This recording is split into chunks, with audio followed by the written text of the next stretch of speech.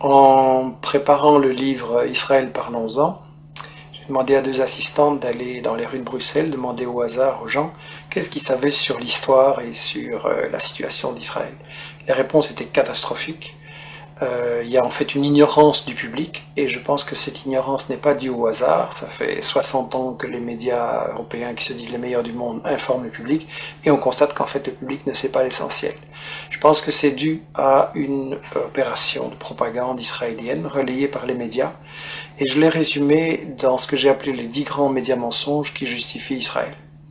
Le premier grand média mensonge, c'est qu'on nous dit Israël a été créé en réaction au génocide contre les Juifs en 40-45. Ça, c'est totalement faux.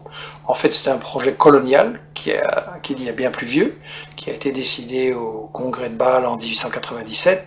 Le mouvement nationaliste juif décide de coloniser la Palestine. À ce moment-là, on emploie le mot colonialisme, il n'est pas du tout honteux.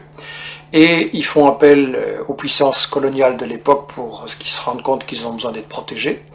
Il demande à l'Empire turc qui n'est pas intéressé, mais l'Empire britannique, lui, est très intéressé parce qu'il veut absolument avoir des colons qui vont être installés là au milieu du monde arabe, entre la partie ouest et la partie est.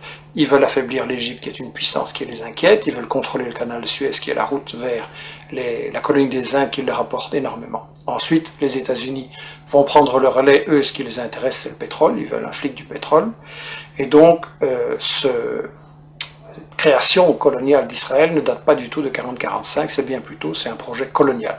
Il faut rappeler qu'à l'époque, les puissances coloniales européennes se partagent l'Afrique comme un vulgaire morceau de gâteau. Il y a une conférence à Berlin en 1885 avec l'Angleterre, la France, le Portugal, la Belgique, l'Allemagne.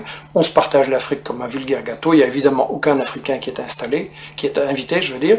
Et donc on est vraiment dans l'époque coloniale. Israël, c'est un projet colonial, il faut le dire. Alors, le deuxième grand mythe qui justifie Israël, c'est oui, mais les Juifs, en fait, ils retournent sur la terre dont ils auraient été chassés par l'Empire romain en 70 après Jésus-Christ. Ça, c'est aussi un mythe total, parce que, en fait, j'ai interviewé dans ce livre l'historien Shlomo Sand, qui a lui-même interviewé les historiens, les archéologues israéliens, et tout le monde dit non, il n'y a pas eu d'exode, et donc il n'y a pas de retour. En gros, les populations, elles sont restées là, elles n'ont pas bougé. Bien sûr, il y a eu des invasions, des migrations, des mélanges, mais en gros, elles n'ont pas bougé, les populations. C'est qu'il y a deux conséquences cocasses. La première, c'est que, au fond, les descendants des Juifs de l'époque de Jésus-Christ, c'est les Palestiniens qui vivent là aujourd'hui, maintenant. Et la deuxième conséquence, c'est que, alors, s'il n'y a jamais des gens qui sont partis, quels sont ces gens qui nous disent qu'ils reviennent? En fait, ce sont des convertis, des Européens de l'Est, de l'Ouest, des Maghrébins, qui se sont, à différents moments, pour différentes raisons, convertis à la religion juive. Et en fait, comme dit Shlomo Sand, le peuple juif, ça n'existe tout simplement pas. Il n'y a pas d'histoire commune, il n'y a pas de langue commune, il n'y a pas de culture commune, il y a juste une religion. Mais une religion, c'est pas un peuple. On ne parle pas de peuple chrétien, de peuple musulman, et donc pas de peuple juif non plus. Alors, le troisième grand mythe, c'est l'idée que, en fait, c'est pas grave s'ils se sont installés là en Palestine pour coloniser, parce que nous dit-on, c'était un désert, c'était une terre sans peuple, donc c'était vide. Ça aussi, c'est un mensonge total. En réalité, les témoins de l'époque, déjà au 19e, début 19e, disent la Palestine, c'est un océan de blé.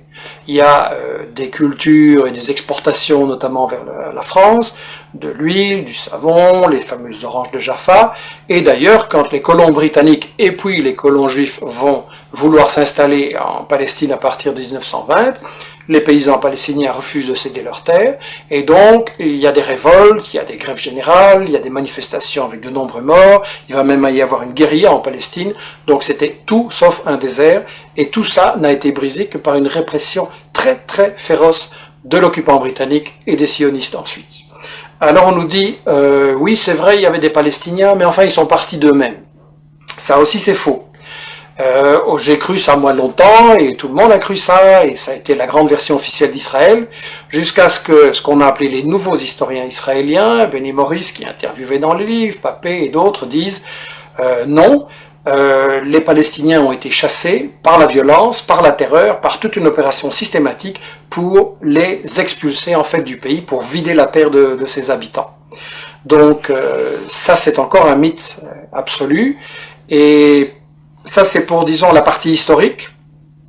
l'histoire d'Israël, tout ce qu'on nous cache, qui est très très important à comprendre. Et ensuite, ce qu'on nous dit sur la période actuelle, c'est que de toute façon, Israël, c'est la seule démocratie au Moyen-Orient, et que donc il faut la défendre, c'est un État de droit. Premièrement, c'est pas un État de droit, c'est le seul État au monde où la Constitution ne fixe pas les limites du territoire. Dans tous les pays du monde, il y a une Constitution qui dit le territoire il commence là, il s'arrête là, et ça c'est notre pays. Israël non, parce qu'Israël c'est justement un projet d'expansion qui n'a pas de limite, et il y a donc une Constitution en plus totalement raciste qui dit que Israël c'est l'État des Juifs. Ce qui veut dire que les autres sont des sous-citoyens, des sous-hommes, et donc c'est la négation même de la démocratie, une constitution pareille. Donc Israël n'est absolument pas une démocratie, et je voudrais dire que en fait, Israël c'est le colonialisme, c'est le vol de la terre, c'est le nettoyage d'une population, ça ne peut pas être considéré comme une démocratie.